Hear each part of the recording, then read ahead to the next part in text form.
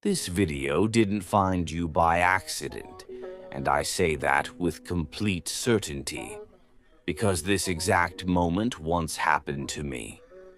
Not long before my life changed in ways I couldn't have imagined, I came across a message just like this.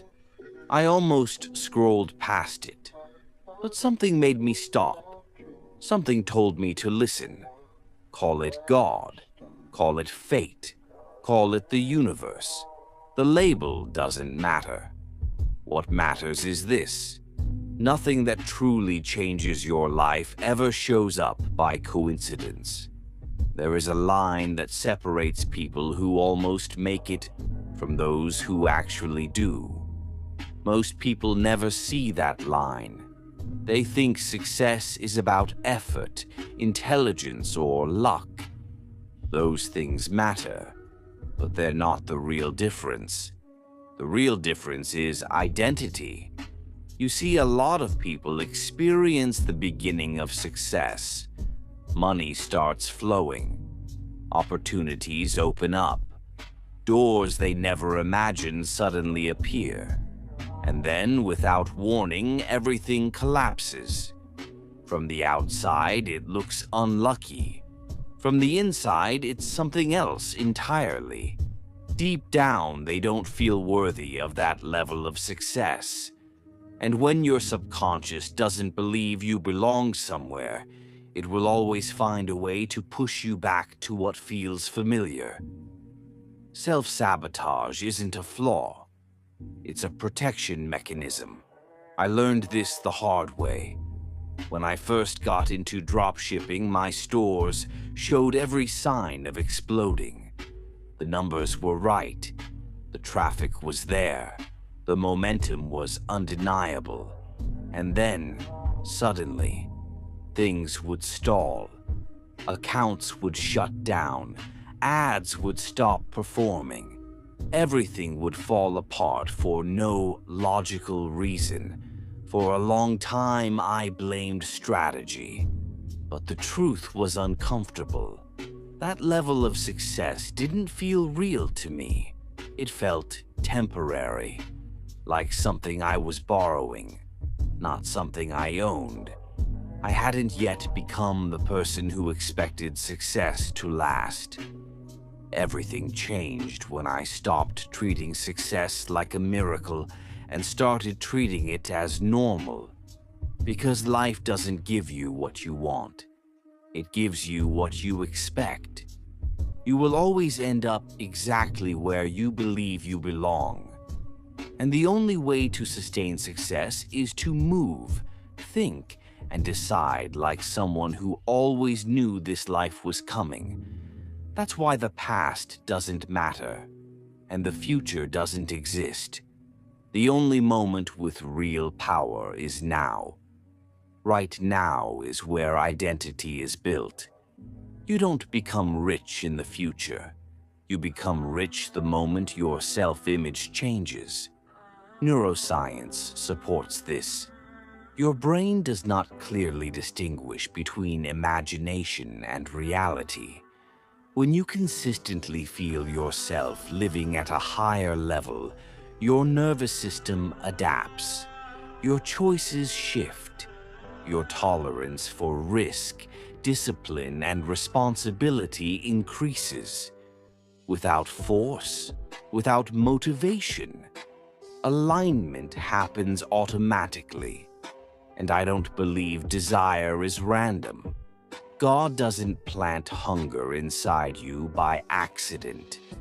That ambition you feel, that constant pull toward more, exists because a version of that life already exists for you.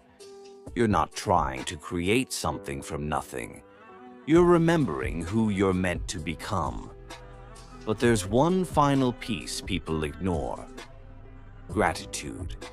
If you can't be grateful for the bed you sleep in, for clean water, for the simple fact that you woke up today, how do you expect to handle abundance? Gratitude isn't weakness, it's capacity. It expands what you're able to hold. And the faster you live in that state, the faster life responds. So when things begin to change, and they will, it won't feel overwhelming. It won't feel unreal. It will feel familiar, like stepping into a room you've already visited in your mind, because what you desire already exists. Accept that as normal. And when it arrives, don't be shocked. Just be grateful. You've probably noticed something strange about life. The more you want something, the harder it seems to get. Money, love, freedom, peace, the more you chase, the more it slips through your fingers. And that's what slowly destroys you inside. Because you look around and see someone who clearly works less than you, thinks less than you, worries less than you, and yet they're living better. They earn more. They look calmer. They seem ahead. While you, wanting it with everything you have, remain stuck. This isn't bad luck. This isn't injustice. This is a hidden rule of reality. The more you try to control life, the more it escapes you. And no, this isn't motivational talk. This is physics. There's an experiment called the double slit experiment, one of the most disturbing discoveries in modern science. It proves something uncomfortable.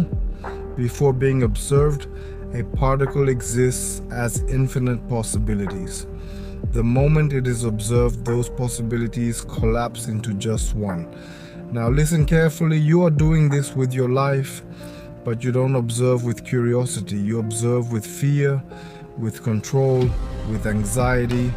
And when you observe life from that emotional state, you don't collapse the best possible version of your future. You collapse the most limited one. That's why desperation always sabotages results. When you try to make money while fearing poverty, you're not pursuing wealth. You're vibrating scarcity. When you chase someone while fearing loneliness, you're not seeking love. You're broadcasting need. Reality doesn't respond to your words. It doesn't respond to forced action. It responds to the emotional state behind your observation. Anxiety creates resistance. Control creates delay. Desperation creates absence. Think about the simplest example. The man who is obsessed with a woman. He messages constantly. He over-explains himself. He puts her at the center of his life. And the more he tries, the more she pulls away. Why? Because desperation communicates weakness at a subconscious level. It says, I have nothing without you. And that repels. Money works the same way. Peace works the same way. Life works the same way. Long before quantum physics existed, the Stoics understood this. Marcus Aurelius said that life isn't conquered through control, but through inner posture. They called it loving the inevitable, not liking problems, but refusing to fight what you cannot control. Every time you fight reality, you drain energy, and low emotional frequency cannot create a powerful future. There is a brutal difference between focus and obsession. Obsession is planting a seed and digging it up every day to check if it's growing. You don't speed up the process, you kill the plant. Focused people plant, water, and continue living. Winners are not tense, they are aligned. Imagine a strong river. You can enter it and let the current carry you, or you can enter it and fight against the flow with everything you have. Both paths lead somewhere. One leaves you exhausted and broken. Most people are tired not because they work too much, but because they are fighting the natural flow of their own lives. Here's where the real shift happens. Forget empty affirmations. Forget repeating words you don't feel. This is the real technique. Feel the emotional state of being complete. Not I want wealth, that's lack. Feel stability, calm, normality, as if money, love, or success were no longer urgent problems. Hold that state for 17 seconds a day. Not begging, not visualizing desperately. not trying to convince the universe, then let go. Work, act, build, but without internal tension. Here's the truth most people never accept. Reality is not happening to you, it is happening from you. The way you observe your life today determines which version of it materializes tomorrow. Stop observing from fear. Observe from quiet certainty. This knowledge is simple, but it's uncomfortable because it removes your favorite excuse. It's not up to me. No, it always was. Now the question is simple. Will you keep trying to control everything, or will you finally learn how to allow? Never trust anyone again. You're only watching this because you were chosen. This isn't luck. It's not the algorithm. It's because at some point in your life, you trusted someone completely, and it cost you more than you expected. This video isn't for people who never lost anything. It's for people who lost money, time, energy, peace of mind, because they believed in the wrong person. At some moment, you gave someone 100% trust, and the moment you do that, you hand over something you can never fully take back. Some people lost everything by trusting a friend, a business partner, a family member. They signed without reading. They lent money without protection. They shared access, plans, and vision, and one day wished they realized they were alone. Others didn't lose money. They lost years. They stayed. They sacrificed. They believed loyalty would be returned. But here's the hard truth. The world doesn't reward sacrifice. It rewards leverage. And when people realize you'll tolerate anything, they learn exactly how far they can go with you. These aren't rare stories. They happen every day to ordinary people, people like you. The mistake was never trusting once.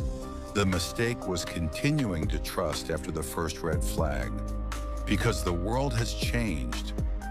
But many people still live as if everyone has values.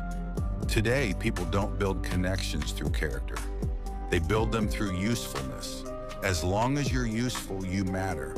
The moment you're not, you're a problem. And no one warns you when that switch flips. They keep smiling. They keep calling you family. They keep saying, "I've got you," until the day they need to step over you. And maybe right now, a specific name just came to your mind. A situation, a wound that never fully healed. Don't ignore that. This video didn't find you by accident. Blind trust isn't maturity. It's vulnerability disguised as virtue. The most financially broken people trusted too much. The most emotionally betrayed people trusted too much. The most frustrated people trusted too much. Here's something you need to understand. People don't reveal who they really are when everything is easy. They reveal themselves when they have power over you, when you depend on them, when they control something you need, when they know you won't walk away. That's when character shows up or disappears. You can be a good person, but the world doesn't owe you anything for that. Unlimited kindness isn't strength. It's an invitation to be used, an invitation to be betrayed, an invitation to become someone else's stepping stone. Never trust words again. Watch actions. Never trust promises. Watch consistency. Never trust closeness. Watch behavior when no one is watching. And here's the truth most people avoid. Some of the worst betrayals come from people who say they love you. Not because love is fake, but because self-interest always speaks louder when a choice must be made. There's no villain in that. It's human nature. The real mistake is failing to protect yourself. From this point forward, trust is not given. It's earned. And even when it's earned, it comes with limits. You don't need to become cold. You don't need to become bitter, but you do need to stop being predictable. Observe more, speak less, promise less, and remember this: anyone who controls access to your life controls part of your future. If you made it this far, it's because life already hit you hard enough for this message to matter. This video isn't for everyone. It's for the ones who woke up. And once you truly understand this, you never trust the same way again.